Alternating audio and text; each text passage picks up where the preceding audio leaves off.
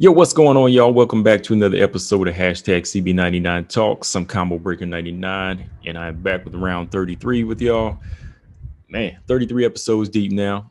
I didn't do an episode last week. I was just on live streams with y'all. On the YouTube, my YouTube channel. I was just going through doing live streams on Friday, Saturday, and Sunday, just doing something different. And it's definitely something I'm gonna start doing from now on, because I do like getting on live and just talk, just talking to some of my subscribers about different fights and, different discussions and things like that. But yeah, man, I want to do this episode to make up for last week. And of course, from here on, I'm going to make sure I do at least one on every Thursday and, start working in these live streams. So I'm recording this episode on Wednesday.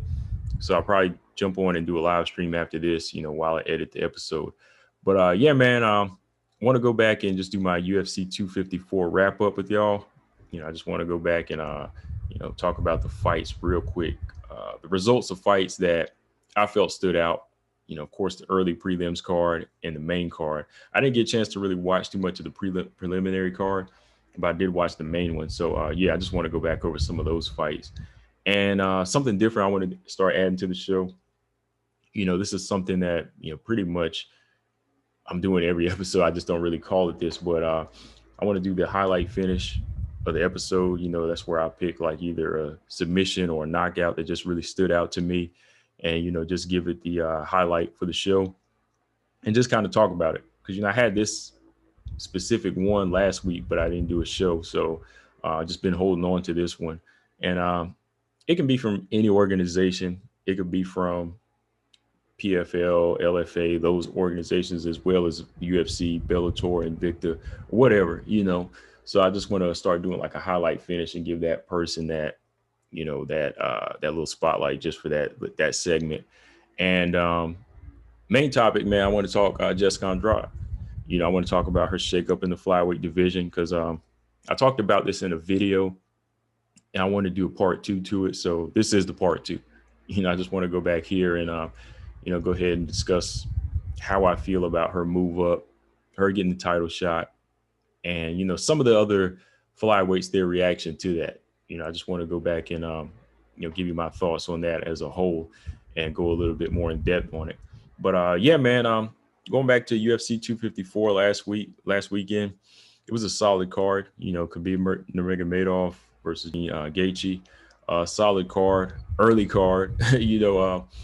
I forgot it was going to be that early till I saw, I think it was on somebody's IG, one of the fighters' IG, and they were like, oh, we're at Fight Island. And it was like, I can't remember what they said about the time range. And I was just like, oh, damn, I got to be up early. But I had to be up early anyway because I did something with BJ from No Filter MMA. So I got up at 9. I think I got up at like 8 in the morning on Saturday, which is early for me. And I got up and got ready, drank a little bit of coffee. Then I did a little interview with BJ with Jillian Robertson on his channel. And by the time I did that, I was about to crash, but I just stayed up and said, let me watch these first couple fights. And I got a chance to see Miranda Maverick. She made her debut against Liana Jojua. And with that fight, she made a statement. She came in there and she scored a first round stoppage over Liana Jojua due to a cut that was stopped by the ringside physician, which it was a good stoppage in my opinion. I talked about this already on my my post-fight analysis video that I did.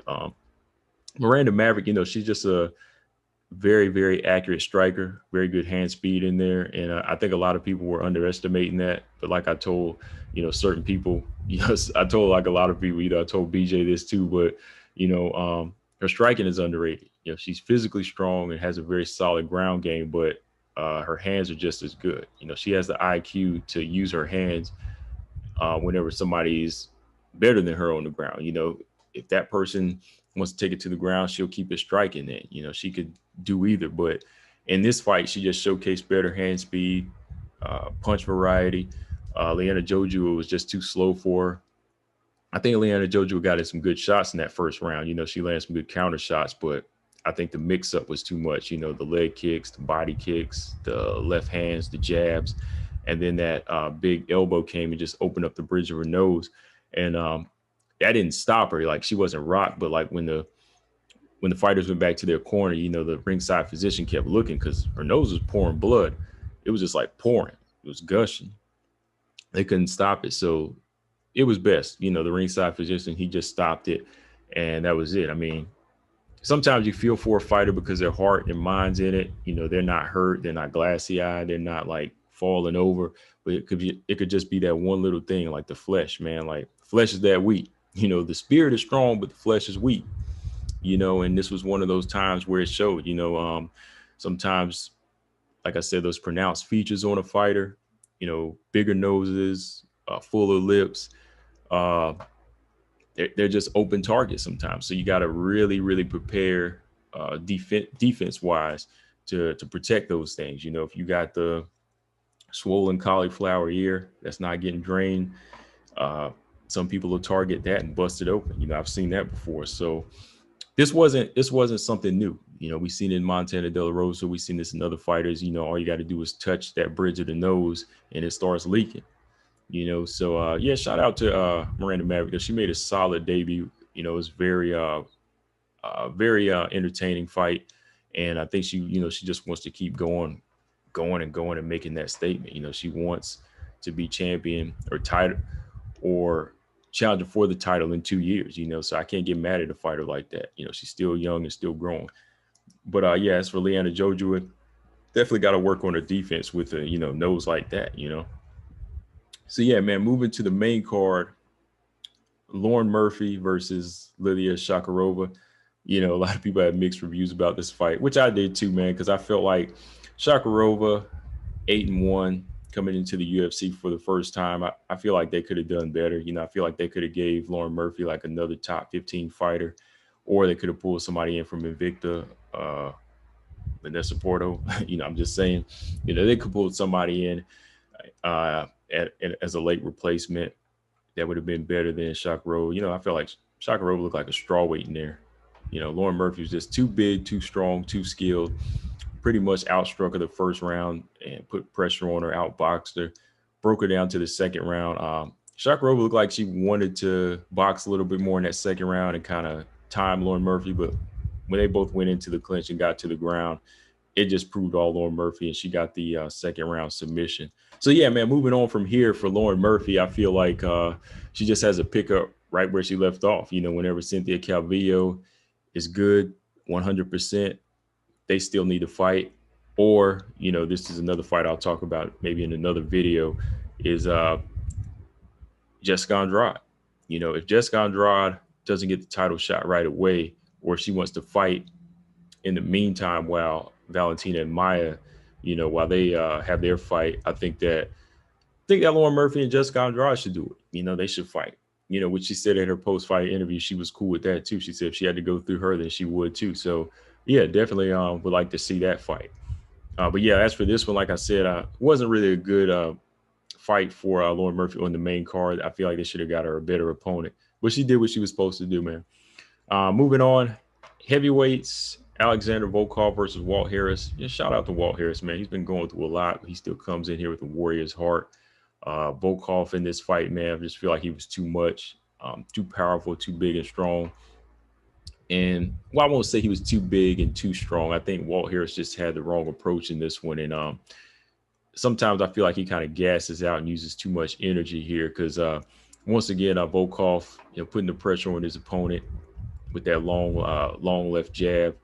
And he rocked Walt Harris in that first round with that jab and just kept him at bay, kept him at bay with his back to the fence. Like Walt Harris really had no real estate. Like he couldn't get to the center of the octagon and get his jabs going, or couldn't even get like a leg kick going, because anything Volkov landed, in my opinion, was really, really doing damage. And Walt Harris, he had a few good shots here and there, but it was just too much. I think that his defense wasn't there either because he was just too squared up for Volkov.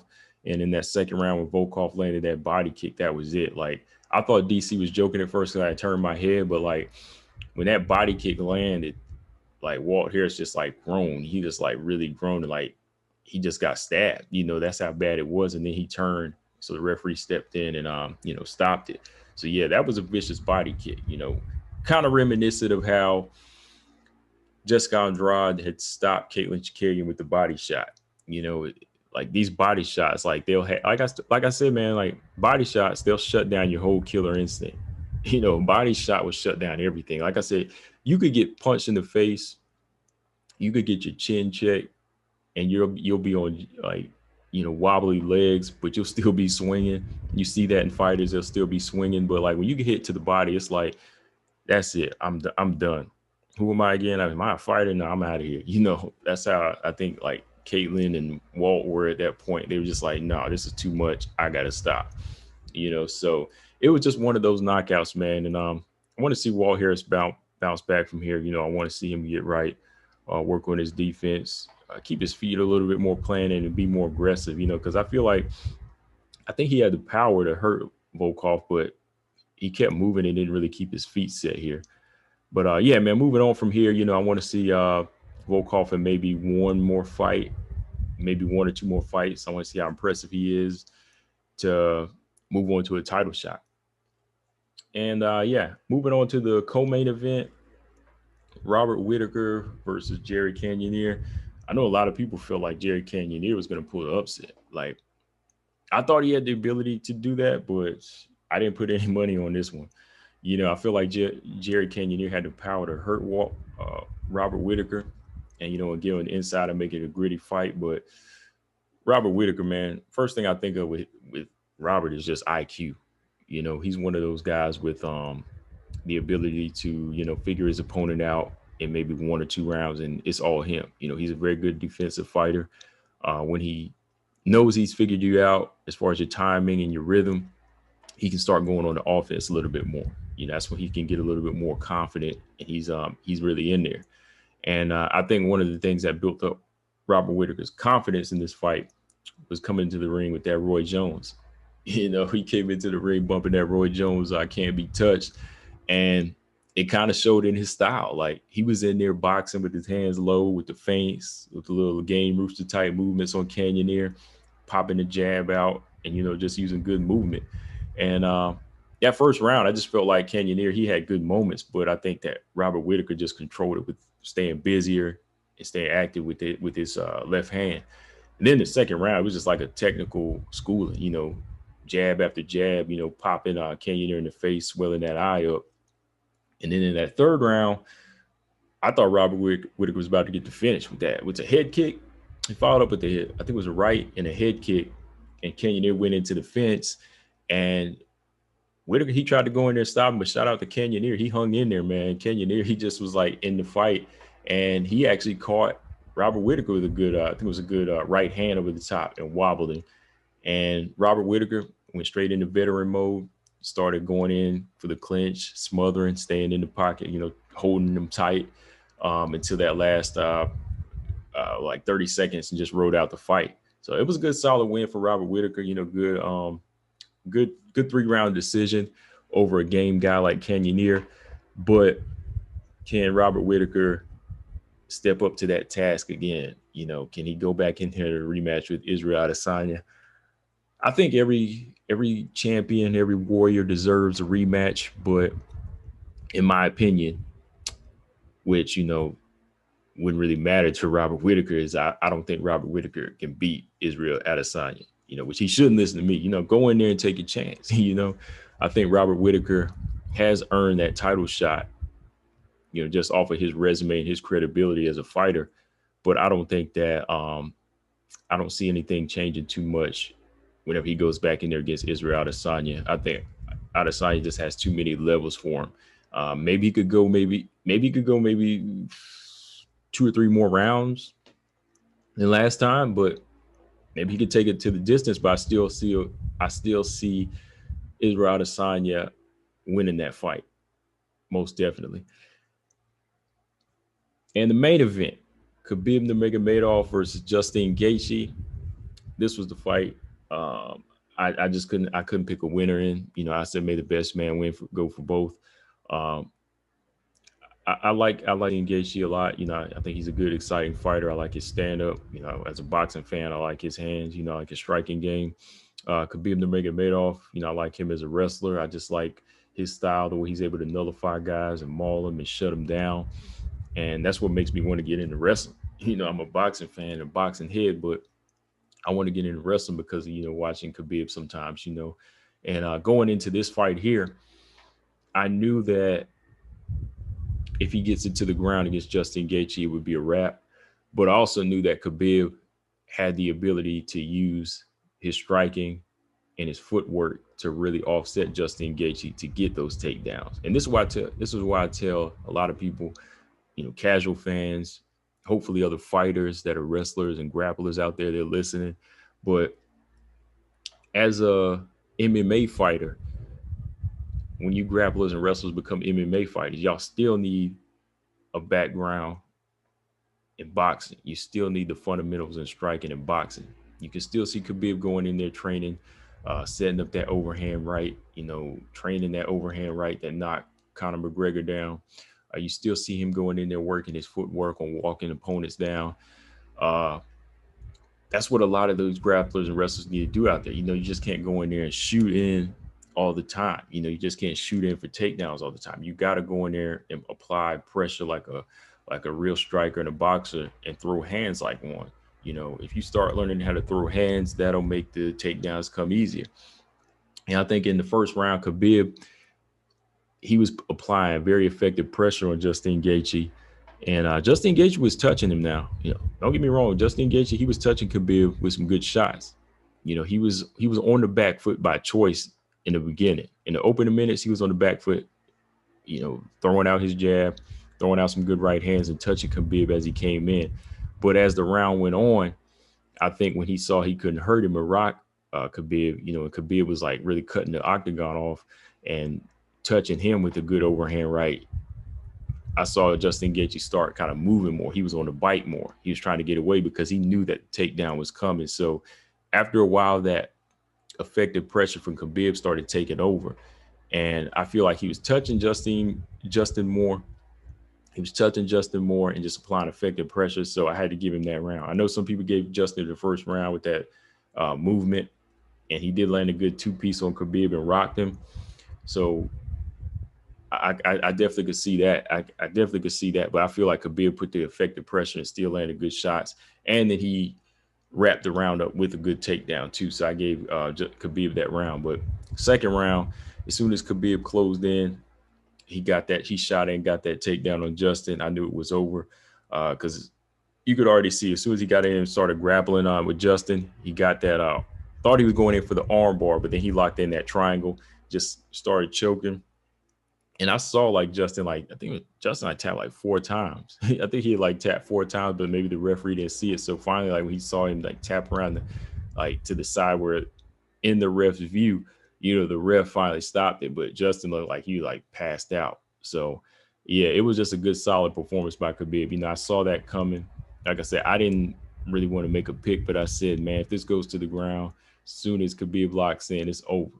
Justin's a good wrestler, solid wrestling background, but I feel like Khabib is just way better with his grappling skills, and he's just a submission artist when he gets to the ground. He's like an anaconda, man. He'll lock those legs together and just close in on you, man. And I think a lot of fighters aren't ready for that type of physical strength on the ground that Khabib possesses. But yeah, man, from here, Khabib, he announced his retirement. And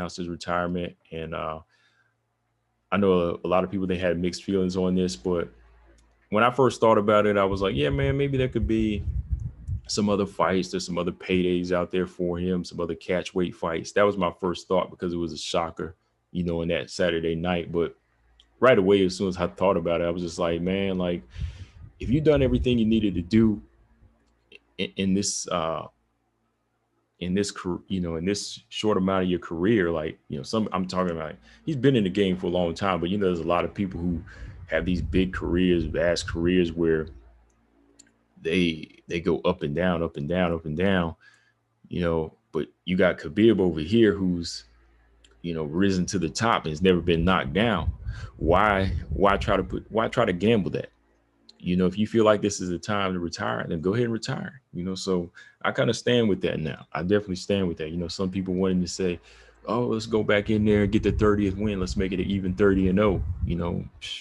I don't know. That could be the one fight where he might wind up losing.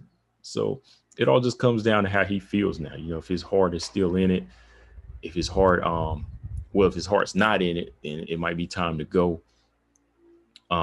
If there's nothing left to prove, because I mean, what, 8 years in the UFC, um, he's cleaned out the division, fought some of the best opponents he could possibly face. I mean, let me just look at his resume right now, man. It's just impressive, like how long this guy has gone. How long this guy has gone undefeated. Everybody's got kind of a one little blemish on their resume, even some of the best Hall of Fame fighters out there. But when you look at somebody like Khabib, man, I'm like, I would hate to see him tarnish his legacy. That's what I was saying. Like, it would be much more impressive if he could retire and stay gone. Just as impressive as his resume, because so many fighters with great resumes, they come back and tarnish those legacies. Anderson Silva, he don't know where to come out. There's fighters like even in boxing, there's other fighters in boxing that going on and tarnish their legacies. But yeah, man, looking at Khabib's resume since he debuted in the UFC back in January 2012. He's fought some of the best: Thiago Tavares, who else? Rafael dos Anjos, Michael Johnson, Edison Barbosa, Al Akinta, Conor McGregor, Dustin Poirier, all leading up to Justin Gaethje. I know the one fight that people wanted to see, which that fight is definitely derailed now, was the Tony Ferguson fight. But other than that, that's a solid resume out of the past 8 years. He has so many names on here, where it's like you got sometimes when I look at boxing, man, like you might see one or two people on guys' resumes when they retire, but he was giving us what we wanted the past 8 years in the UFC, so I think that's enough for him. I think that if he's done, at 32, that's cool. Andre Ward in boxing, two division world champion, unified super middleweight world champion, unified light heavyweight world champion. And after that, he called it quits. He called it quits the same way back in 2017 and hasn't came back. It's 3 years now. Hopefully he doesn't come back. But I think that's the best move to make sometimes. We rarely get that in boxing or MMA where a guy can just ride off in the sunset with the perfect record and perfect resume, a solid competition, all of that put together.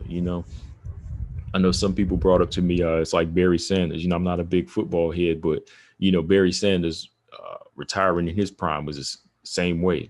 That's how I kind of saw what Andre Ward did it. So if Khabib does it the same way, he can kind of go down in history as that guy too. And I think that's what a lot of people dream of, is to say, I came in the game, became a world champion, beat everybody, made the statement, and I can leave the game, with a perfect record intact. Not saying everybody has to be undefeated, but I'm saying, like, if you go undefeated, then that's the icing on the cake right there. If you can retire like that, so I'm with that, man. If Khabib wants to retire, so be it. Yeah, definitely, man. Again, shout out to Khabib and everything he's done for the game. I really respect that, man. As a whole, and his dedication to his religion too. Outside of the octagon, in the octagon, always a respectable man. But yeah, man, let me know in the comment section, guys, what y'all thought of the card, the UFC card. Do y'all want Khabib to stay retired from here? Who y'all think Miranda Maverick should fight from here? Lauren Murphy fight? What y'all think? Robert Whitaker rematch with Israel Adesanya. Is he game for it? Let me know. All right, y'all. So moving on, highlight finish for this episode. Like I said, this is something new I'm going to start doing. I'm going to just pick a fight that I feel like is a big highlight finish for me, whether it be a submission win or a knockout. Any organization, it could be UFC, Bellator, LFA. Shoot, it could even be boxing. It could be a highlight knockout in boxing that y'all need to check out. So if I start putting this highlight finish on this episode, it's definitely a finish that y'all need to go back and check out. But yeah, I had picked this one a couple of weeks ago when it happened, but like I said, I didn't do an episode last week. So, I didn't get a chance to, put some shine on it. But it easily could have been Volkov versus Harris. It could have been Chikagan versus Jessica Andrade. But for this one, I had to pick Sam Hughes versus Danielle Henley. And like I said, I just want to give some of these up and coming fighters a shout out when they put on some highlight finishes like this, man. But yeah, LFA 93, Sam Hughes, she scored a first round submission over Danielle Henley in the co-main event on October 16th. And man, this was a solid guillotine choke here, man. Like it's one of those ones where you just see the person's body fall limp and you get scared for them. You like, damn, that you didn't see it coming. Like you just see them struggling, and then all of a sudden you see the body go limp. That's what this type of submission win was for Sammy Hughes. And Sammy Hughes, she's mostly known for her striking, in my opinion. Like from what I've seen, she's very impressive with her striking. But in this one, she went in, she saw that opening, and she went straight in for that guillotine and got the choke out, just to let you know that she's ready to bounce back, because she's making her return after a loss to Vanessa Demopoulos for the strawweight title in LFA. But she definitely made a return in full effect here, just controlling every aspect of this of the first round. I mean, right from the jump, I'll go back and just break down the fight real quick. Sammy was using her jab and her range well, just keeping Danielle from getting any work in. And in the clinch, Sammy was just a much stronger fighter. But from a distance, that's what I like to see from Sam. Sam Hughes, she's very good with her striking. I think she's about an inch shorter than Danielle Henley in this one, but she was actually boxing and striking well from the outside. She was actually like controlling the distance well and using her reach. Like I liked how she, from the jump, was just applying pressure. Like the whole round was her just applying pressure and using leg kicks and going up top with the jab, keeping the timing off by feinting and moving and adding in that overhand right. Like Danielle Henley was just like really kind of thrown off and didn't know what to expect, because like I said, Sammy's just switching levels on her, just using good feints and just staying completely out of range. But by the time she's hitting Danielle can't get anything off, because she's gone. So Sammy, she really couldn't miss, because like I said, when you mix it up like that, it just leaves your opponent so kind of frustrated. It leaves them overthinking, because you're going up top, going down. What's next? Am I going to get jabbed? Am I going to get kicked? I don't know. Opponent just keeps going up and down on you. So Danielle, she could never really get her back off the fence, because like I said, this is effective pressure. Go back and look at that first round. This is effective pressure, even on a smaller level like this. If this ain't UFC, but you can still learn from this fight. So really, it was a good first round, good solid round for Sammy. I thought she was just going to ride the round out, just picking her shots going into the second, but that 10-second mark came. Danielle decides to shoot in for a takedown, and Sammy locks in the guillotine, and she starts squeezing. And she's squeezing, and she's squeezing. And the bell sounds, but she's out before the bell. Like as soon as Sammy lets her go, like they're about to break, Danielle just hits the mat on her back. She just falls out of the lock, falls on her back, and she's out. I was like, damn, because the look on her face, like, I think the impact of her head hitting the mat kind of woke her up, and she was just like, where am I? Like when Sammy got done, you could just look at the look on Sammy's face as she was squeezing too. She was like trying to squeeze like this girl's head off. And as soon as that bell rung, she let her go, and she just fell on her back. I was like, damn. And then she woke up, and she just had this look. Like it was one of those submissions that just had me like, damn, I didn't see that coming, because I was watching this fight on Friday night at 16th, and I heard Sam was coming back in a comeback fight, and I thought she was just going to put on a good striking performance. But she came in here, put on a good submission, good submission win, man. So yeah, good bounce back win for Sammy. Definitely want to see her challenge for that title again. I think she is ready for that shot again, because Vanessa Demopoulos, she's a good fighter too. But I think that last fight out, she really just came back with the behind the back win over Sammy Hughes. She locked in that, I think it was like a triangle on her when they went to the ground. But on the feet, Sammy Hughes was beating Vanessa Demopoulos all the way, in my opinion. So definitely like to see them get back in a rematch. Vanessa Demopoulos has a fight coming up October 30th. Yeah, in 2 days with LFA. She's defending her strawweight title. So if Vanessa Demopoulos wins that fight, I want to see a rematch with Sammy Hughes ASAP, because like I said, they're pretty much at the top of their division in LFA. So there's really nowhere for Sammy to go from here but to get a rematch. And same with Vanessa. She defends her title Friday. Man, hey, give Sam Hughes a rematch. But yeah, man, that was the highlight finish for this episode. Sam Hughes, shout out to Sam Hughes, first round submission over Danielle Henley. Okay, and last segment here, big segment here I want to talk about is Jessica Andrade and her recent shakeup of the flyweight division. So yeah, man, this is basically like a part two of a video I did, about a week ago. Me discussing Jessica Andrade and her recent shakeup of the flyweight division. And in this segment, I want to focus on the important pieces that carry Jessica Andrade and the important pieces that I feel like every fighter should really understand at this point in their career is a credibility and resume.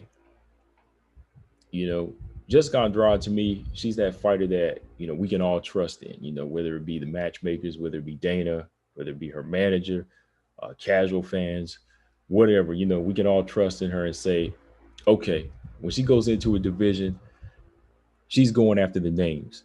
She's going after the best. She wants that chance at the strap.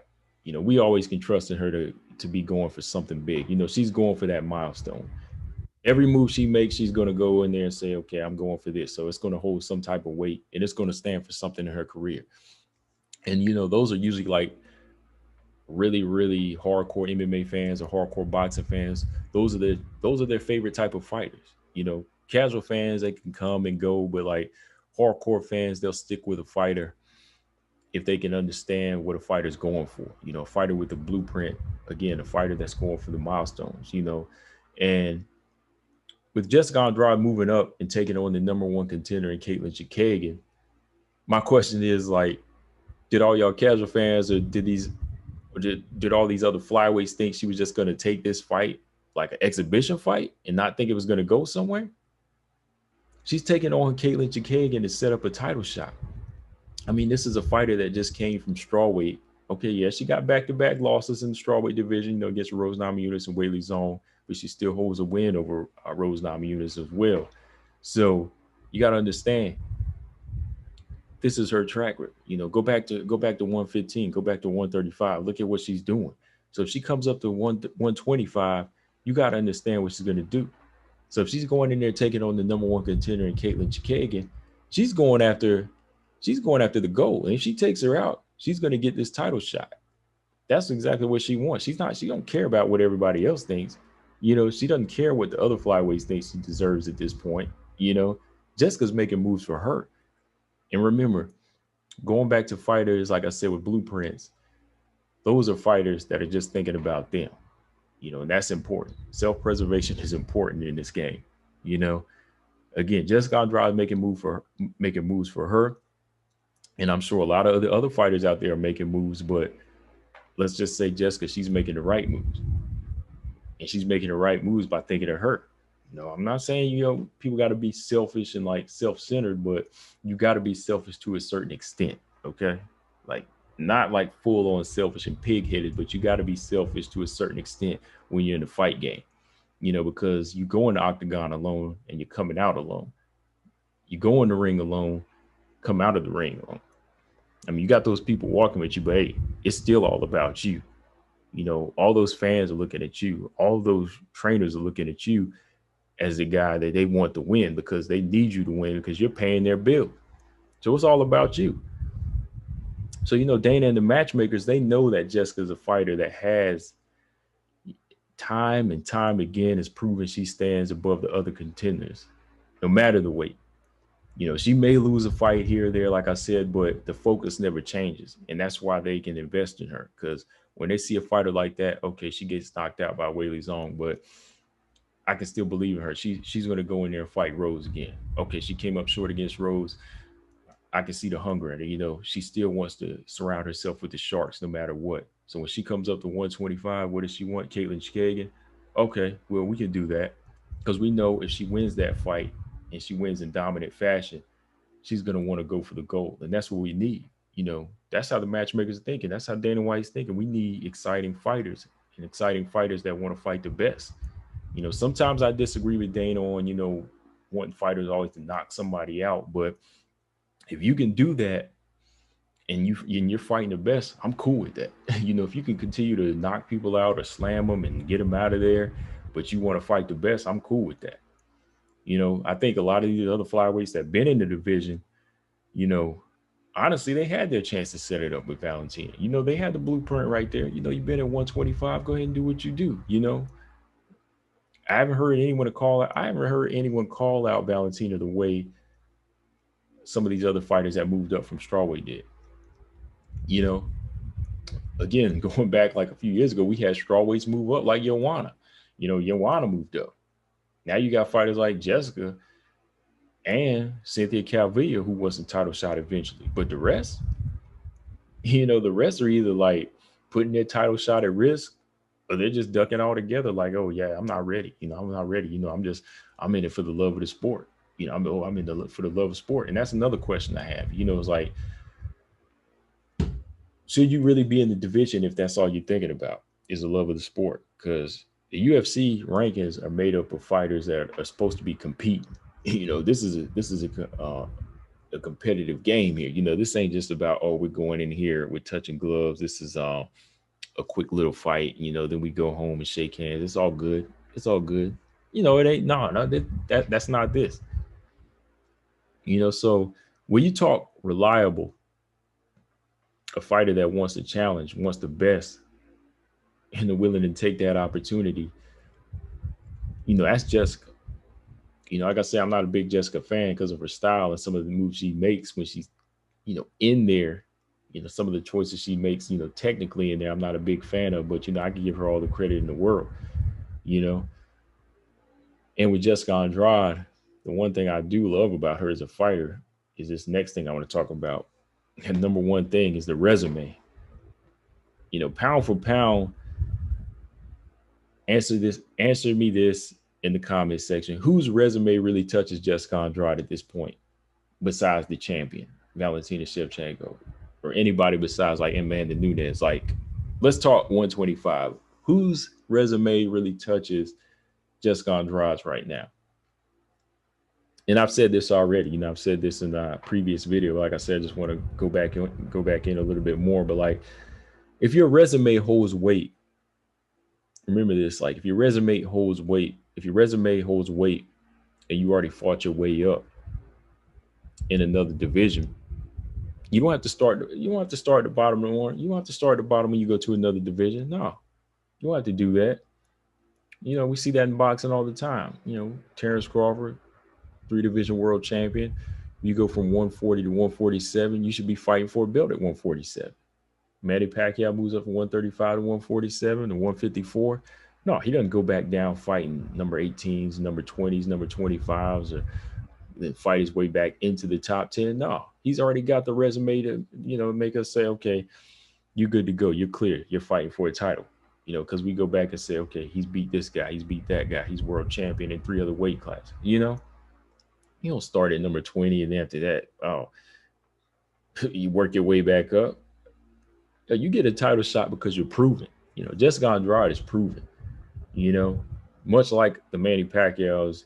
Of course, she's not on the same level as a Manny Pacquiao, but much like the Manny Pacquiao's with the resume, for somebody like her in women's MMA, Jessica Andrade has laid the groundwork.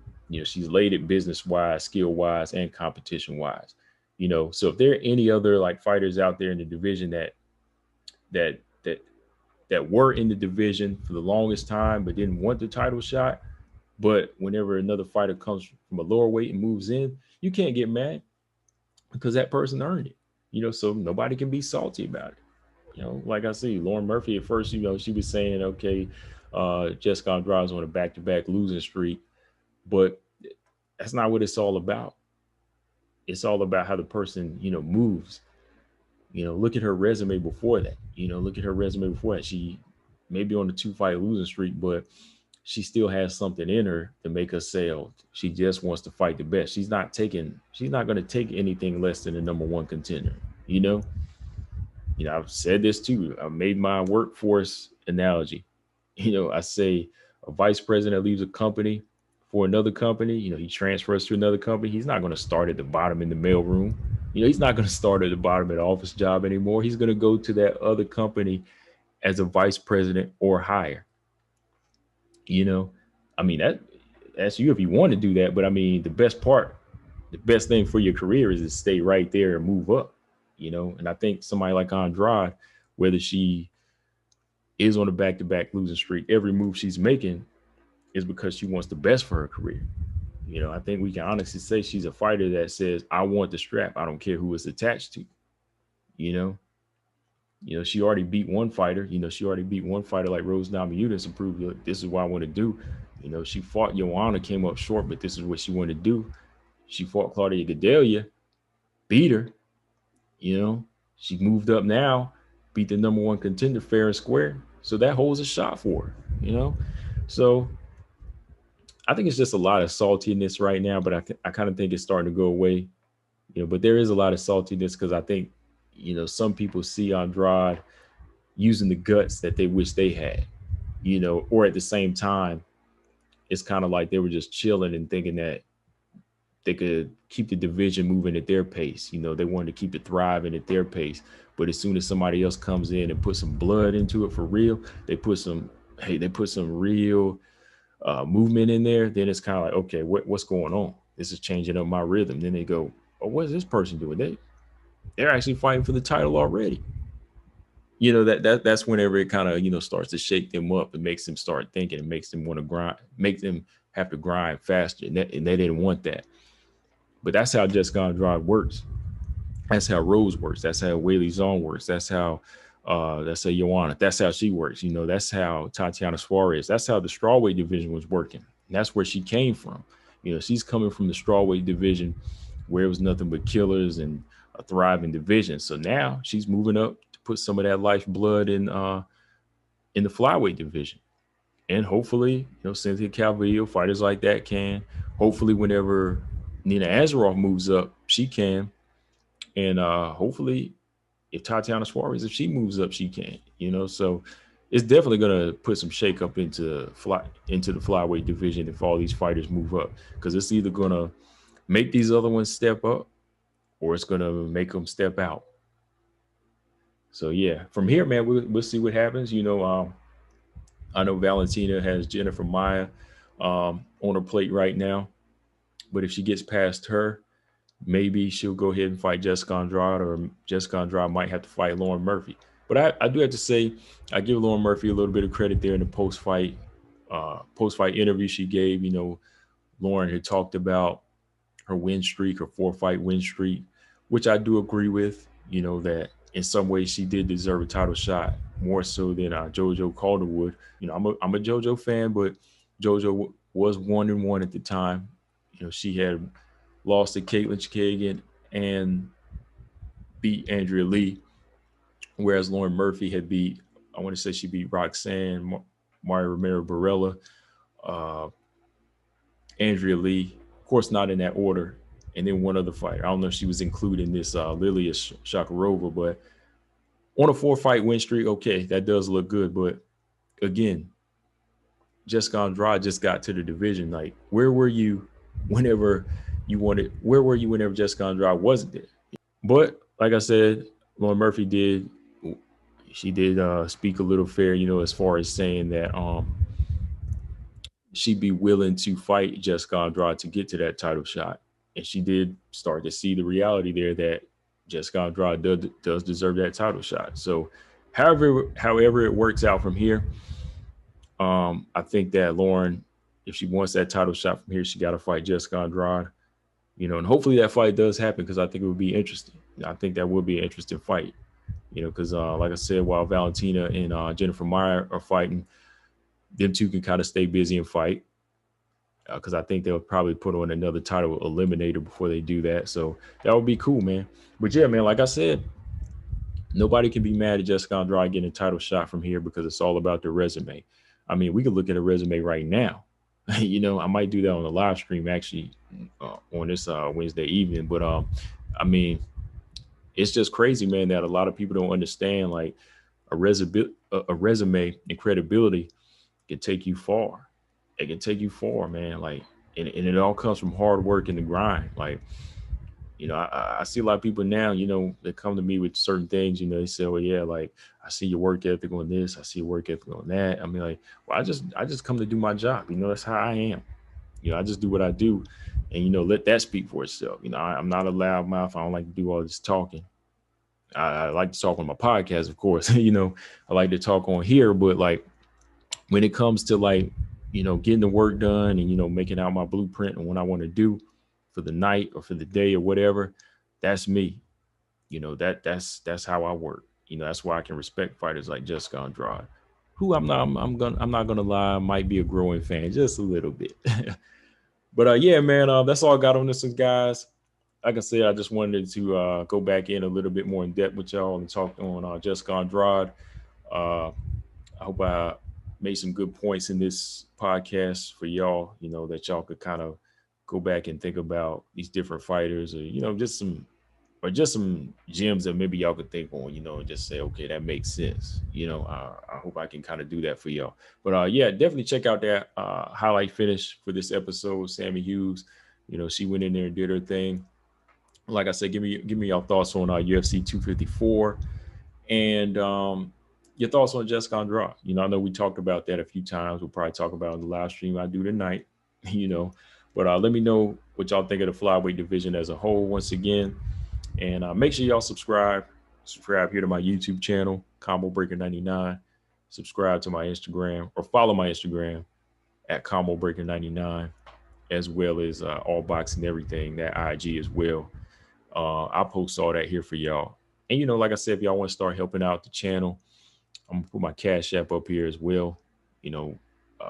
Just drop a donation, as I start doing more live streams, and, start doing more interviews and hooking the channel up a little bit more for y'all. So Cash App is there if y'all want to donate, just for my subscribers, that's, always riding with me. And yeah, shout out to my new subscribers. Thanks for always supporting and coming through.